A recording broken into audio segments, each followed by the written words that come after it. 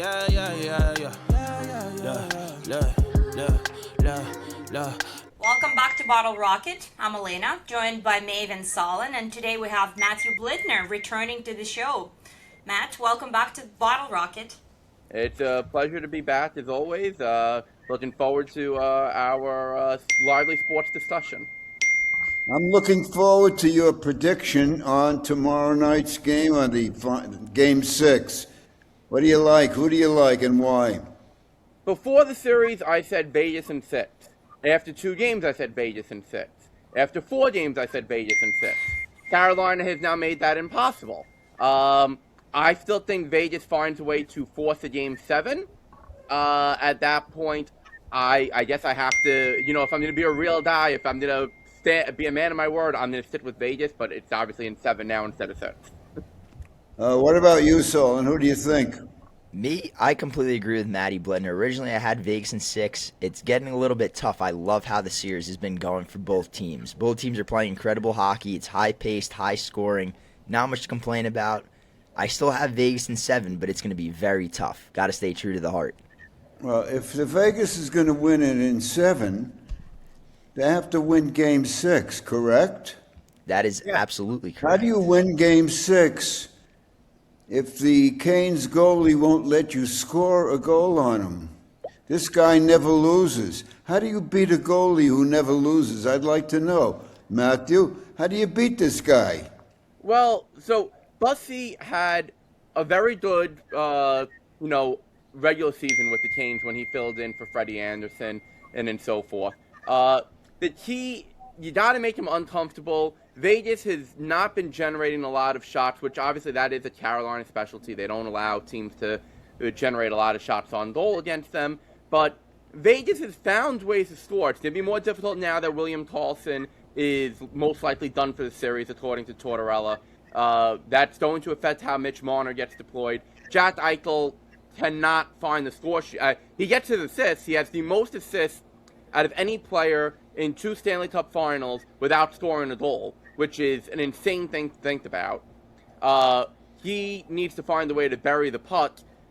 But Vegas, I think, and Tortorella, I know he called out Johnny Lazara saying that it was a stupid question, but I think he's got to go to Adin Hill just to stem the tide because Carter Hart has not been good. It's not that that Vegas needs to find a way to necessarily beat Bussy and put up 5 goals on him. They need to have their goalie not put them in an early hole, and that way then allow them to generate. And Adin Hill, even if it's for 1 game, could be that guy.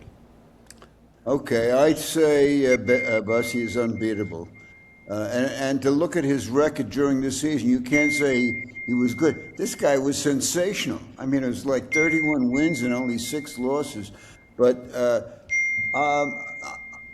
I picked Vegas at the beginning because I'm a friend of Tort's and I like him and I like the team. But they look tired. The way this is every year, the final is a war of attrition, and a lot has to do with which team is in better shape. And right now, there's no doubt in my mind, Carolina's in much better shape. They're rolling 4 lines with ease, and they got a goalie he never loses. So, it seems to me, I tell you what, I don't have a hat now. I may have to borrow Solon's. But if Vegas wins Game 6 and goes on to win the Cup, I'll borrow your hat and I'll put some ketchup on it and I'll eat my hat on the air, okay? Oof, tough call there. It probably would have been easier for you to just say that you would take the flight from Israel to New York. Might have been a less painful thing for you to put as a wager. Okay, well, I got one more. Elena, who are you picking, for crying out loud? You say? I'm sticking with the Canes. I picked them at the start of the Stanley Cup final, and I'm not changing my mind now. We want to know why. I was cheering for Frederick Anderson. Unfortunately, he went down, so now I'm cheering for Brendan Bussy. He's a great goalie. I've said it before, I think the Hurricanes deserve to win. They've been a great team for the last few years, and I'd love to see Anderson lift the cup after everything he's been through. And honestly, I'm not a huge fan of Tortorella's tantrums every time things don't go his way. So I'm sticking with Carolina. What do you got against this guy? Nothing. He's a great coach. I just don't always like the way he handles himself with the media. Sometimes it feels like if things don't go his way, he gets a little confrontational. The other day when a reporter asked a question, he said, "That's the stupidest question I've heard in my life." I don't know. I just think he can be a little hard on the media at times. Well, let me stop you there. If he says that's the stupidest question, why doesn't the reporter say, "No, it's not"? And I resent that remark and then come back at him. So, Like yeah. ping pong. It's like ping pong. You don't stop the game with the serve. So what the I hell? would. What the hell's a reporter sitting there like a dumpkopf and not answering? Well, Huh? the reporter did go back at Tortorella. You're both forgetting that. The reporter, Johnny I didn't Lazarus, see did that. go back at Tort. Respectfully, of course, he didn't, get into Yeah. any, fight with him. But the reporter did have a back and forth with Tortorella. Tortorella, of course, can infamously be very, quick with wit is how I'll describe it. Maven, you always brought out a certain side of Torts that, maybe other people aren't blessed enough to get that same type of response. Of course, Tortorella did want to end me thanks to a Maven question. So, let's just say he Stan is one of one when it comes to Torts, and everyone else is everyone else. What did the reporter say back to him? I missed that. He was just like, Carter Hart has not been good. Are you gonna, could Aiden Hill potentially stem the tide? And what did he say? They had a Okay. little bit of a back and forth. Okay. I Well, can't quote it for you. I don't have the transcript in front of me. I used to tell my interns there's no such thing as a stupid question. I agree. Torts is doing his torts bit there, but in that situation, why is it a stupid question? Team is not winning now with with Hart, but that's not the point.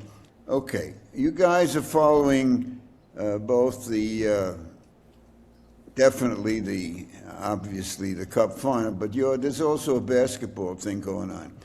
I want to ask this, Solomon, what's more exciting to you, watching the NBA with the Knicks or watching Canes in Vegas? Well, I'll say this much. Basketball's been very exciting just because I'm from New York, but for me personally, it's always hockey. Hockey has no competition in my mind, so for me, if I had to pick, it's hockey 100 times out of 100. What about you, Matthew?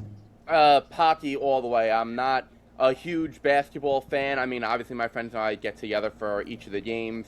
New York City obviously is alive and rocking with the Knicks being in the NBA final. You have all the celebrities out on Celebrity Row. Feel that there might be more celebrities than actual fans there at the Garden. But hockey, there's a reason why everyone says that the NHL has the best playoffs. It is undefeated in that, and even though it is two unconventional, untraditional hockey markets in Vegas and Carolina, it is still unbelievably exciting. I mean, you watch a hockey game, there's really no lull in a hockey game. In a basketball game, if it's close, you get down to the final 3 minutes, foul, timeout, foul, timeout, out of bounds, foul. The final 3 minutes can take 45 minutes of real time. Final 3 minutes of a hockey game might take 3:03 in real time. I'm going to ask this to each of you, and I need a good answer. My girlfriend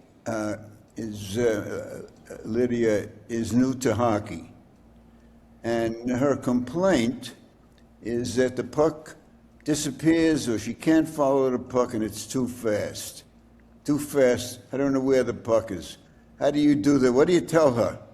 How do you solve that problem, Matthew? Start with you. Repetition, repetition, repetition. It's why, even to this day, and I'm approaching my 10th season covering the National Hockey League, the preseason is not just preseason for players, not just preseason for coaches, it's preseason for reporters and fans too. You gotta get the repetition, because after a couple months off of not watching hockey, the eyes are not up to speed, and you gotta get into it. If she's only just getting into it now, she needs the reps. I don't think she's gonna catch up in Game 6. She'll, by the time the preseason comes, she'll be back to square zero, and then you'll have a whole season for her eyes to get adjusted to it, and that's the only way to go about it. So what you're saying, I should tell her to go to an optometrist before the season starts, right? No, I'm saying that she needs to just watch the game on loop for a few hours before the season starts. And I'm telling you, I was trying to get a laugh out of you, and I only got it out of Elena. Okay, Solomon, what are you going to tell my friend Lydia? Lydia. I completely agree. I think you just got to keep watching the game, but most of all, I think you need a nice big TV in front of you. You need a TV where you can see the puck. Those little monitors don't do justice. It's a fast game, a lot of players on the ice, small puck. So you need a nice big screen, and like Maddie said, just keep watching the game. It's a fast game. Your eyes got to adjust to it. It's a reaction thing. That's all it is. It's almost like driving a car and reacting. Obviously different, but when you drive a car, you got to react. Same thing with hockey. A puck goes left and right, you got to react to it. I'd like to add something to what Solon just said. It's like playing baseball, okay? You don't get to hit a 90-mile-an-hour fastball just by stepping in there and saying, okay, I'm going to hit a 90-mile-an-hour fastball. Because that first 90-mile-an-hour fastball is going to go by you before you even react. So you need to be able to take it in a few times, a few hundred times before, okay, now I can track it. What about it, Elena? What's your solution? I would suggest going to a live game. I think a lot of people fall in love with hockey the first time they experience it in person. It's not just about following the puck. It's the atmosphere, the speed of the game, the crowd, and being able to appreciate everything happening on the ice. The more hockey you watch, the easier it becomes to follow the puck. Eventually, it becomes second nature. You're telling me she should buy a ticket. I'm talking about watching the game on television. She can't follow the puck. So then I agree with Saul and get a bigger TV so you can see it. Okay, she may have to get a loan from you to buy it, but I'll let her know. I'll let her know. What would be your suggestion? By the way, her one of her points is if she's following the NBA playoffs, it's easier to follow the ball. It's big. It's big. Well, basketball travels only a few miles an hour. A hockey puck often travels in excess of 90 miles an hour. That's her problem. How do you keep track of it if it's going so fast? That's the point. Repetition. And even you, the hockey maven, the world-famous hockey maven, when you first started watching the game way back when, and I know you're going to get mad at me for saying way back when like that, you weren't able to follow the puck so quickly your first few games when your father first took you instead of going to see Snow White and the Seven Dwarfs. You needed time, and eventually you made a career out of following the puck. When I started going in 1939, there was no such thing as television. If you wanted to follow the game at home, you had to listen to the radio. The point is, enough people have been watching. In fact, I think they've had records in even this series, even though it's too small a market, well, not small in Vegas, but it is an issue, and they've solved it by instant replay. That's what I told her. You have to watch the instant replay because they give it to you all the time on TV, and it slows it down, and that's it. That's it. Matthew, let's get to something more important to you and to us. You got a baseball book coming out, right? It's already out. Came out. So tell us about it. Tell us about it. Why we should buy it. So it's called Yankees: The Most Important Games in the History of the Bronx Bombers. Myself and co-author Russ Cohen, who I co-authored 2 books with now. We took 15 games, actually, spoiler alert, 16 games, but we advertise it as 15, and, the most important games in the history of the Yankees, to their franchise, games that still feel their reverberation to this day, their after effects. Some championship games, some regular season, some playoffs, some wins, some losses, because, losses can still be important. And we go all the way back to 1904, and we take you through the Yankees' history. We don't say this game is number one most important, this game is number three most. We don't do that. We present it chronologically. So we start in 1904, and we make our way through the history of the Yankees. We split up the writing. I wrote half the chapters. Russ wrote half the chapters. I spoke to Scott Brocious, who was the Yankee third baseman during their dynasty in the late 90s, early 2000s. I spoke to Ken Davidoff, who used to cover the Yankees for the New York Post. George King, as well, who used to cover the Yankees for the New York Post. Spoke to Sweeney Murdy, who did a phenomenal job with Yankees radio for a very long time. Now is at now working for Major League Baseball. Got a chance to speak to Diane Munson, Darren Munson's widow. Spoke to Billy Martin Jr., who, his father, Billy Martin, was the most fired and hired person in New York by George Steinbrenner, at least until I came along, and the Maven fired and hired me multiple times.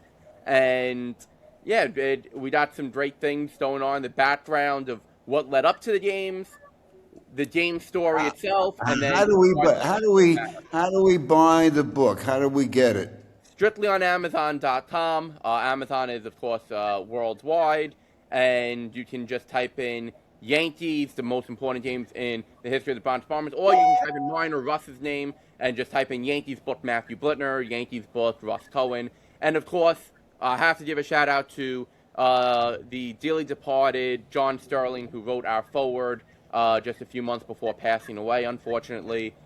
John was unbelievable in dealing with, and he wrote the foreword, and just thank you very much to John for that. Okay, before we close out baseball, want to see how smart you are. You know me. Who are my two favorite Yankees of all time? Well, considering that you are a professed athletics fan, I don't know that you have a favorite Yankee. I'm not an athletics fan anymore. Forget about them. Who are my two favorite Yankees of all time? Let's go with Yogi Berra, because he was around the Devils a lot, because he was friends with Lou Lamoriello. And let's go with Mickey Mantle, because he was the face of New York. Very, very close. You got 1 for 2. You're absolutely right about Yogi. Wonderful, wonderful man. And I got to know him personally through his Devils. My other favorite was Phil Rizzuto. Not that I knew him well, but the very few times that I encountered Phil off the field, a terrific guy. Mickey, I never met, but I used to go to his restaurant across from Central Park when Bill Mazer did his radio show there. And I always wanted to meet Mickey, but he never showed up. But good luck with the book. Good luck with the book. And let's get back to hockey. I want to know one thing from you guys. Is the fact that you remember the end of the second game, in the second game when Vegas got a goal and it was taken away from them? Do you remember that? Yeah, in the second period, Vegas had 2 goals taken away. Do you think that's any pertinence to what's going on now leading up to Game 6? No, because Vegas ended up, they ended up getting through that. As much as momentum can occasionally, if a team wins 3 in a row, you call that momentum. But at this point in the series, that's long forgotten.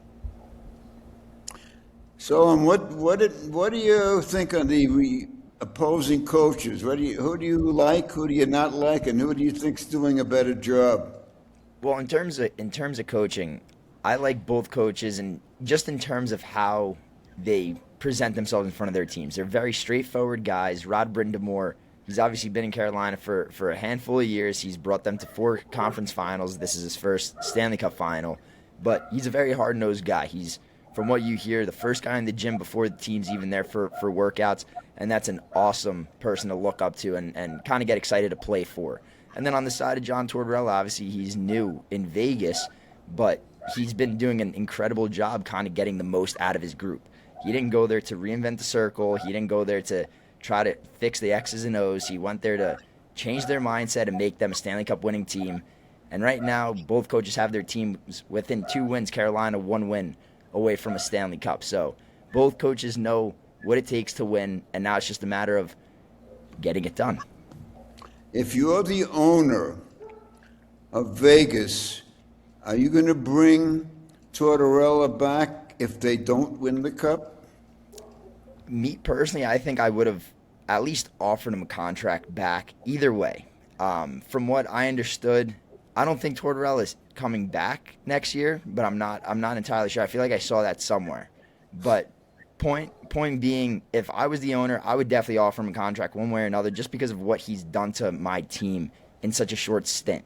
This is the hardest period of hockey that the year has to offer, and John Tortorella is out here just coming out of thin air and doing the most with this incredible group of players that he's been given.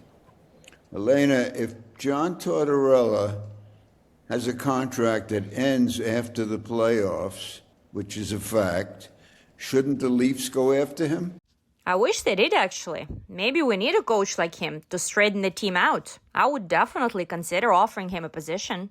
Of the guys who are now available, including my good friend Bruce Boudreau, who would you like apart from Tortorella? Would you like Bruce Boudreau? I think Bruce Boudreau would be a good assistant coach. He's experienced and knows how to work with players. But if I had my choice, I'd still like to see Patrick Waugh coach the Leafs. Why? What's good about him? I know you weren't happy with him on the Islanders, but I think he's a good coach. What I like about him is that he demands accountability and isn't afraid to challenge his players. You know, I think the Leafs could benefit from some of that. Oh, what kind of feeling is there with Leaf fans now? With you got 2 American teams again. No Canadian team makes it to the final. I mean, how are you guys feeling, especially you? We're just cheering for Canadian players. I don't really care who wins, but I do find myself cheering for certain Canadian players, whether it's Mitch Marner, Freddie Anderson, you know. So while I'm not heavily invested in either team, I definitely have a few players I'd like to see do well, you know. Okay. Do you know where the kid, he's not the rookie goalie that the Canes now are going to carry them? Where do you think he's from? Bussy? Yeah. I don't know. Where is he from? He's from Long Island. Okay. His agent actually is the same agent as James Hayden. Really? Yeah. Bussy and James Hayden both share an agent. John Opie, pardon me, I don't want to butcher his name. I'm going to pull it up. I've spoken with him before. His agent is actually the most prominent black agent in the NHL. Yeah, John O.C. Tutu. There we go. Speaking of coaches, John Cooper won the Jack Adams Award, Vasilevsky won the Vezina Trophy, and Kucherov won the Hart Memorial Trophy, all coming from the same team. Yet the Bolts didn't even get past Montreal on the road to the Cup final. As a voter, for the first time this year, allow me to just say, the votes are tabulated at the end of the regular season, something that fans seem to forget. Because I've seen it all over social media over the last 24 hours, roughly. Once after the PHWA made the, all the votes and ballots public.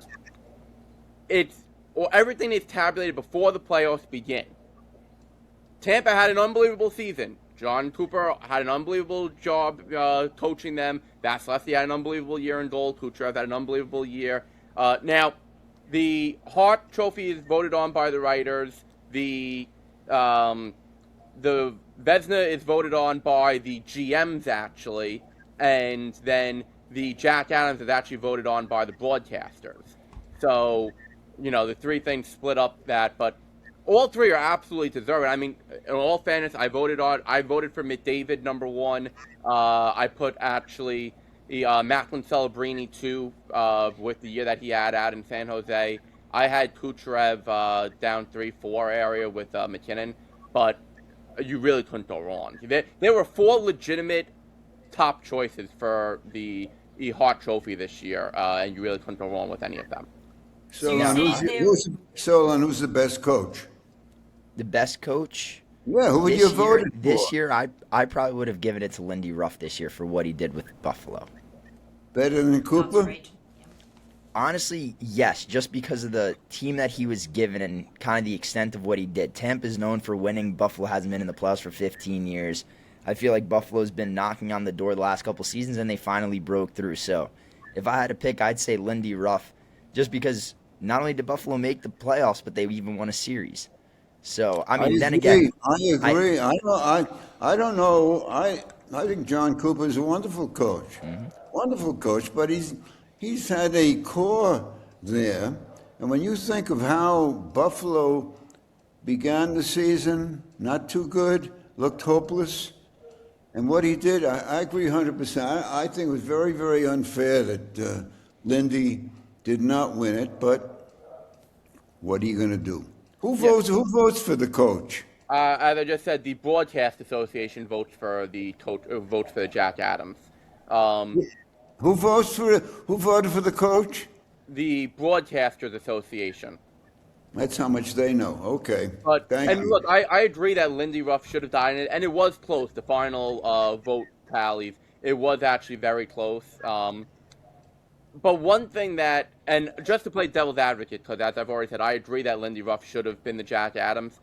But if you look at it, Buffalo turned their season around not because of what Lindy did. Buffalo turned their season around when they fired Adams as their GM and brought in Yarmo, and then their players started playing up to how they were, and Yarmo changed the culture of the organization. I was talking to Barry Trotz when Nashville came into New Jersey, and Barry told me, listen, this team has gotten a chin. You know, Buffalo, it's been coming a little bit. You saw it. They had won 3 games before they fired Adams, but then they really took off after firing him. And not to say that the general manager obviously has much say in how the team's going to play day in, day out during the regular season, because he doesn't.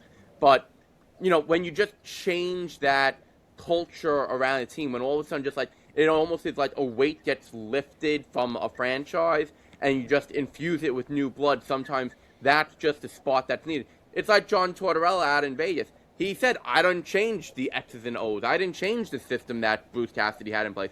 I just changed the feel around it, and sometimes that's enough to spark it. So, you know, Lindy was there in the beginning of the season, and they were a hot mess yet again. They didn't all of a sudden take off because of Lindy. Yeah, he's going to be the one that gets the credit because the coach is the one making the in-game decisions. And again, it's not to knock him. I've already said multiple times that I feel Lindy should have gotten the Jack Adams, but Yarmo's the one who really deserves the just getting the change and the spark for the team. Because if they would have just kept Adams, who knows? I got news for you. If Lindy is watching this show, which I hope he is, he's going to be pretty pissed off at you. Okay? Wouldn't change anything. I mean, you used to get pissed off at me in the Devil's press conference. Wait a minute. I'm not done. So we're talking about general managers, right? Yeah. New York Knickerbockers, who are just playing fantastic, have been playing fantastic, they were turned around by a general manager, correct? I believe Leon Rose is actually their president, but yeah. Correct. How come? How do you explain that the Rangers or the owner of the Garden, Jim Dolan, made this great change with the general manager, turned around the Knicks? How do you explain him limping along with Chris Drury, who does nothing right? Well, it's very, very simple.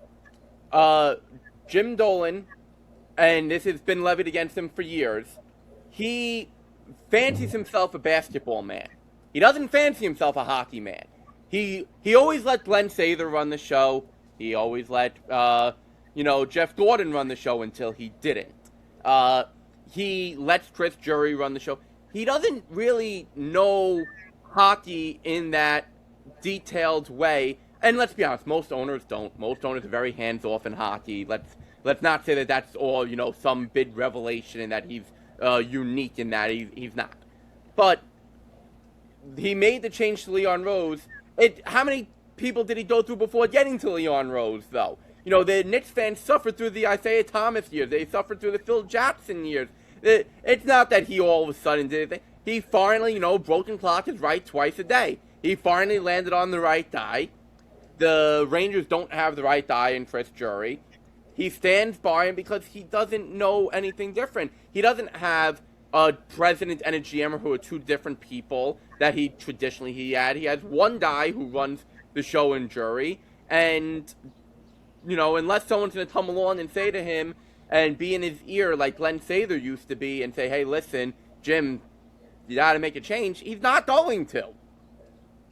Okay, so I got to ask Solon, are you happy with the Islanders GM? Well, right now, yes. He made a couple trades during the deadline that were a little bit questionable, but outside of that, given when he got hired, he obviously had the first overall pick, so that wasn't his. He walked into first overall pick, so he got lucky. But outside of that, he has a plan.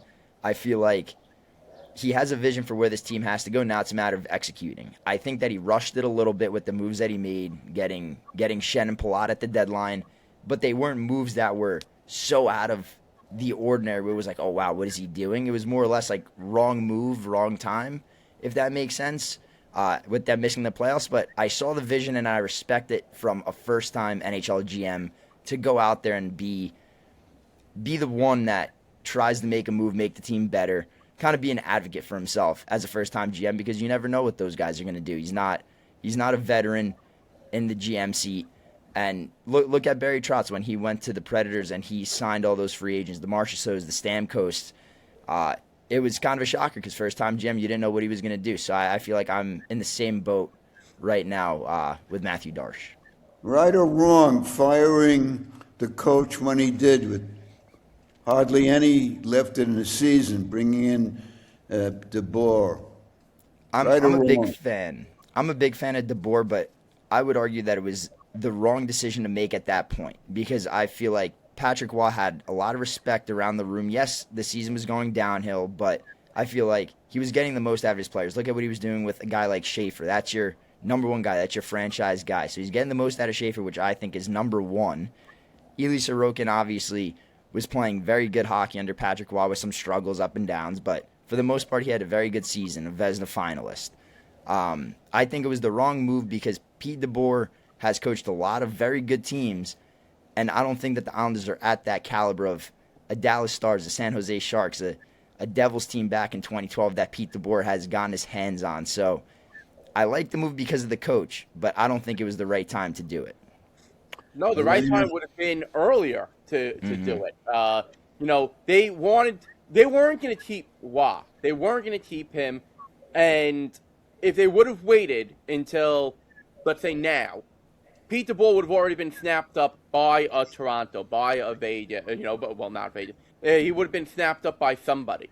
They got ahead of the curve. They got ahead of the game. They jumped the line, and that's what happened. And with the Islanders, I mean, you want to say that it was not the right moves to get Palat and Schenn. I'll give you it wasn't right on Palat. Schenn, they got him. It was supposed to be, they didn't know that they were going to keep everyone who they did. So it was an insurance policy, and so you can't fault them for that. And you know what? They went out and got two veteran guys who have been in the playoffs, and they wanted to try to bring some veteran leadership to a team that was trying to make a push to the playoffs. And how many GMs just sit back and don't do anything? Maybe they swap a third rounder for a fourth line guy, completely inconsequential moves. He tried to make consequential moves. You gotta tip your hat to him. You literally gotta take that hat off your head right now and tip it to him. which is Elena, which is what I I was saying. want you to I tell give him me his what flowers. if you're the GM of the Leafs, what are you going to do to make things better? Who's GM now, by the way? John Scheiter. Has he done anything? I mean, it's still early, but he's already made changes to the front office and has been interviewing coaching candidates. I think he's still in the evaluation stage, but he can already see his influence on the organization. How about a big trade? How about a big trade? Trade the captain, the lousy captain. Stay. That's been rumored that Don't believe the rumors. Why would he want to stay? Matthews? Yeah. Well, I think Toronto has become home for him. He likes the city. No. You could like any, and you could even like Winnipeg. I love Winnipeg. Why would he want to stay? The team's on the downgrade. Why would he? Maybe they can get something really good for him. Well, he's still under contract for another 2 years. So what? That doesn't mean anything. You know, contracts are broken all the time. Maybe he's hopeful that things will change with the new GM and they'll hire a better coach and they'll draft McKenna. Let me revise the question. Would you personally want him to stay? I mean, I like Matthews, I do. But if the right deal came along, I'd consider moving him for help on defense, you know? And I mean, if the Leafs are serious about the full rebuild, including a player like Gavin McKenna, then everything should be on the table. Matthew, how long you been watching hockey? I got into hockey in college, so I'd say a decade and a half at this point. Okay, so you've written a lot of books about hockey, and you're doing a book about baseball. Which is a bigger challenge, to write a hockey book or a baseball book? Oh, well, as you well know, because you've written over 100 books on various topics, each type of book has its own challenges. Hockey, I mean, I grew up playing baseball. I grew up knowing everything possible about the New York Yankees. So as much as I did interviews and research, I mean, I pretty much knew everything that I needed to know for my Yankee book. Whereas hockey, you know, maybe it's not as, you know, my knowledge doesn't go as far back on that. However, hockey is where my contacts are. Hockey is where my sources are. Hockey is where, you know, I can get an interview with, you know, this player or that player or this alum or that executive. Baseball, I can't. So each one has its own unique challenges. You know, I can get an email returned from, you know, the front office of the Detroit Red Wings, and maybe they're not going to give me the answer I'm looking for, but they'll at least return my email. You know, I can't necessarily get that in baseball. But on the flip side, I don't need to email the Yankees front office. I know exactly what happened back in 1998 in Game 4, because I watched it, I've read all about it, I lived it, whereas, you know, maybe I didn't live it with Detroit Red Wings in 1960. So, again, both have challenges. Well, if I were to decide whether or not I'm going to buy you a new baseball book, you have to answer this question. Do you have any chapters about my favorite team from where I come from and where you come from? You come from Brooklyn. You're in Brooklyn. What do you have in the Brooklyn Dodgers in your book, your new book? So remember, it is a Yankees book. It is about the New York I know Yankees. it is, but they played the Dodgers in World Series. Are the Dodgers in your book? Yes, so we have 1956 World Series in there. We have the 77 World Series in there. And we have a couple of other references to the Dodgers in terms of historical things. But yes, the main ones where it's Yankees versus Dodgers would be 56 and 77. I covered the 56 World Series. I covered the series in it was very cold and very bitter day in the press box that it was overflowing and it was lousy weather. It broke my heart. In fact, I was rooting for Brooklyn, obviously. Yogi Berra killed us in the first inning, and he killed us in the third inning. and the final score was 9-0. Imagine that. Many years later, as you know, I was friendly with Yogi, and I had a book. My book Metro Ice made its debut, and Yogi's museum is in New Jersey, and he let me have my book debut in his museum. And I met Yogi about 3 hours before the start of the event, and I said, Yogi, you know, by this time we were good friends. So I said, Yogi, you know, I'm from Brooklyn. I covered that 1956 series, Game 7, and you broke my heart, and you broke the heart of 2 million other Brooklynites after what you did to us. And he looks up at me and he says, you know, Stan, I'm still not sorry. And he shouldn't have been. One of the great, Solon, do you follow baseball? Not to the extent of Matt, but I do enjoy baseball. Well, who's your favorite team? I'm a Yankees fan as well. Yeah? What's happening? You're an expert, Matthew. What the hell is happening with the Mets? They have so much money and they lose a lot of games. I don't understand that. Dysfunction. When you have your 2 star players who cannot get along, and this is a fact. This is not rumor. This is not hearsay. This is not names, please. Names, please. Francisco Lindor and Juan Soto. When you have your two superstars cannot get along, that is a problem in the room. When you get rid of the heart and soul of your team in Pete Alonso, a well-liked guy in Brandon Nimmo, when you get rid of certain guys who have been there for a while and their replacements are guys who have never played those positions before and are either hurt or underperforming, that's a problem. When you bring in Bo Bichette, who I don't know how in the HE double hockey sticks he got $42 million a year to play third base when he has never played third base before. He's hitting horrible. He's not a $42 million player. You're telling me Bo Bichette's better than Aaron Judge? I don't think anyone on the planet would take that. I want you to tell me how these 2 guys who are multimillionaires, they're not happy. What are they not happy with the paint on the wall of the dressing room? What are they upset about? They I don't get it. With each other. Huh? They don't get along with each other, and you know why? I'm asking you why?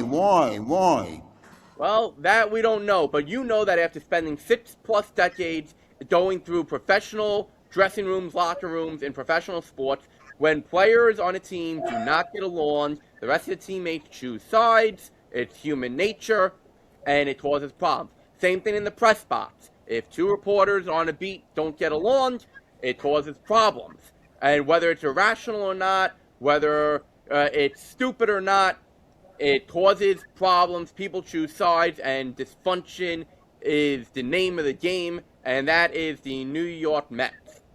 Okay, so you're a Yankee fan, right? From the Mets having such a terrible season, does that make you happy? I mean, I wouldn't say it makes me happy, but it sure doesn't upset me too much. I mean, I have buddies that are Mets fans, but it's not like an Islander-Ranger rivalry in my eyes. I feel like in baseball, it's a little bit more separated. You're in different divisions. I feel like, I mean, an Islander-Ranger Stanley Cup final isn't possible, but a Mets-Yankees World Series is possible. So, like, I feel like they're on different sides of the spectrum in terms of baseball. So it doesn't make me happy, but it sure doesn't upset me too much. Solon, did anyone ever tell you that you should be a politician with that type of an answer? Well, maybe he will be. I feel sorry for Elena. She bleeds maple leaf blue, and she's hoping that the new draft guy they pick is going to be a star. Well, we almost have to believe it's possible. Otherwise, what's the alternative? Leafs fans need some hope. You had Mike Babcock as a coach, and now there's a chance that he's going to sign with Edmonton. But because of what happened with him in Columbus, whatever did happen, the Players Association have to approve this. What kind of crap is that? They want to hire, huh? He was invading privacy of the players, asking them to show their cell phones, and he got fired for that. So I know that, but is that a reason now to keep the guy out of the game? So Even first- if he apologized for what he did, you're never going to forgive. You're never going to forgive him, Elena. I don't think I would hire him. No. Okay, first of all, a couple of misnomers here. One, Players Association is not approving or disapproving. They've simply requested that the league make an investigation into exactly what happened because their contingent, their body, the players who were on Columbus, brought forward complaints about him, as that is the purpose of the union, to field complaints from their contingency, from their constituents. And they simply asked the league to investigate because the allegations go beyond looking at the players' cell phones. I've spoken with a number of people who are reporting on this story. There is much more to it than simply looking at the players' phones and pictures and stuff in terms of the allegations. Now, whether the allegations are true or not, that's for the league to find out in their investigation. The Players Association has no power whatsoever to block the move. They're simply asking the league to make an investigation, which the league is doing because the league's product is the players. They want their players to be happy, and that is what is going on with Mike Babcock. And Babcock was not fired. He resigned. He would have probably been fired, but he resigned to get ahead of things. If he had been fired, an investigation actually would have already happened. But because he resigned, the investigation did not happen. So this is simply something that the can was kicked down the road, and this is now what is happening. So, Lon, if you owned the Edmonton Oilers, Darryl Cates owns the Oilers, would you hire Babcock this year to run your team? I personally wouldn't. I feel like there's a few better options in terms of coaching. I mean, Alina, you mentioned Patrick Waugh before. I don't know if that's the answer, but I don't think that you'd go. I feel like NHL coaching is just a big circle of the same guys just rotating in and in and in. Recycle them. Yeah. Yeah, it's like I feel like Babcock did his time. He gave his purpose to the league. He messed up. Whether he did or didn't do certain things is aside from the fact. I just feel like with a certain rep, your players have to respect you, and I don't know if I'm a player if I would respect that kind of coach from a personal standpoint. So I wouldn't hire him. Okay. Tough. Well, that's good because you don't own the team, so you don't have to make that decision. If you did own the team, I'd ask you to loan me $10 for a cup of coffee.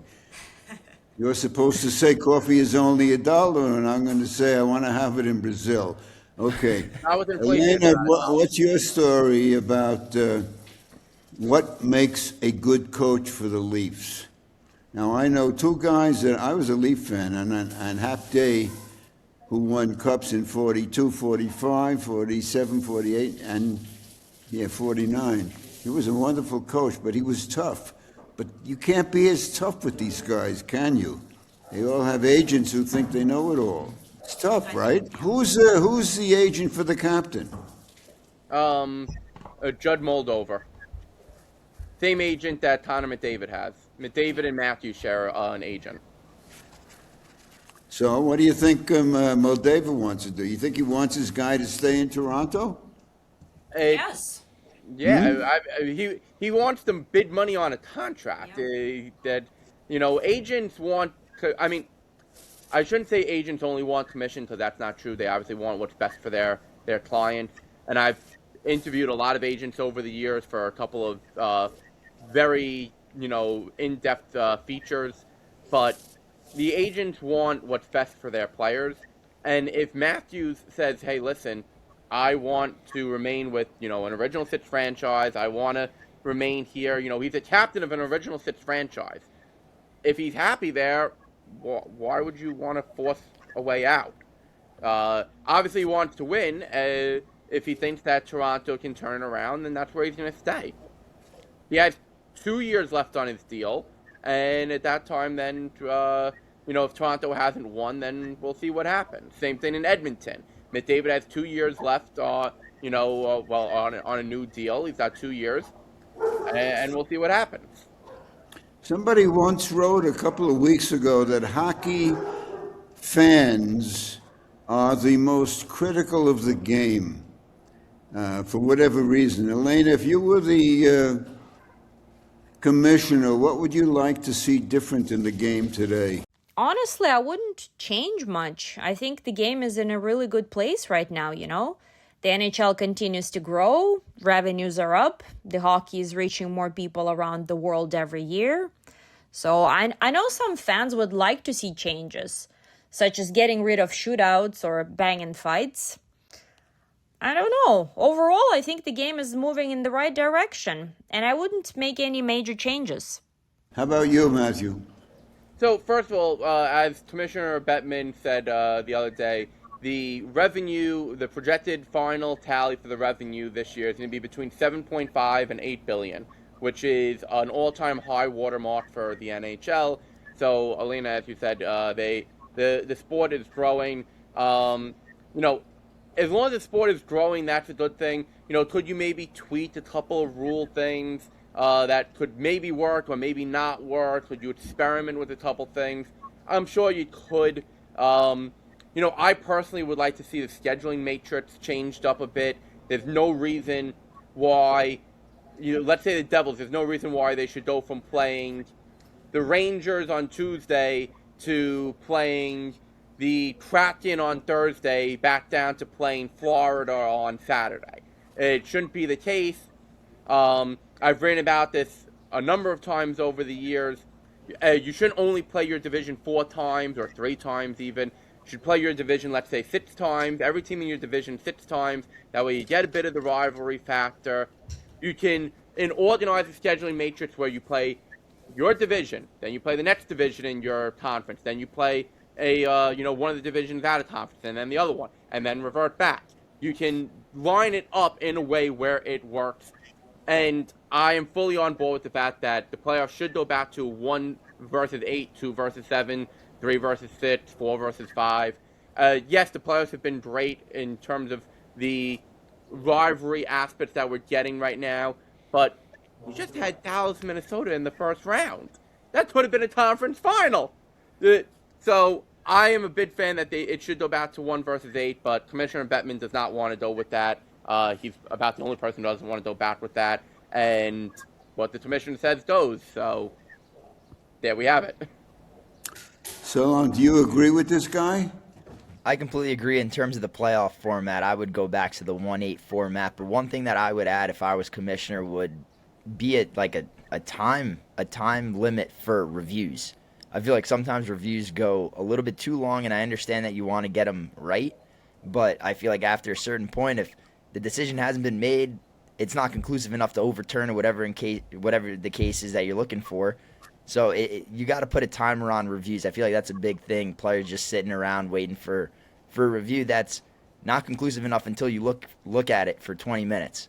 So if I were to put a line, I'd give them max like 4 minutes, 5 minutes to review, and then after that, if it's non-conclusive, you get back to the game. I feel like we've seen a few reviews that's been anywhere in the range of 10 minutes or so, and I just feel like that messes with the flow of the game. Those are extremely rare, though, Solon. No. They definitely are rare. But then again, we're not talking about rarity or common. We're talking about rules that we would add, and that's just something that I would add. It doesn't happen all the time, but when it does, it is a little bit aggravating, especially when it's something that's not conclusive and a call is going for or against your team. Thank you so much for joining us on Bottle Rocket. It's been a pleasure having you with us today. To everyone watching and listening, please subscribe, follow us on social media. Thank you for tuning in, and we'll see you in the next episode. See you guys. Bye.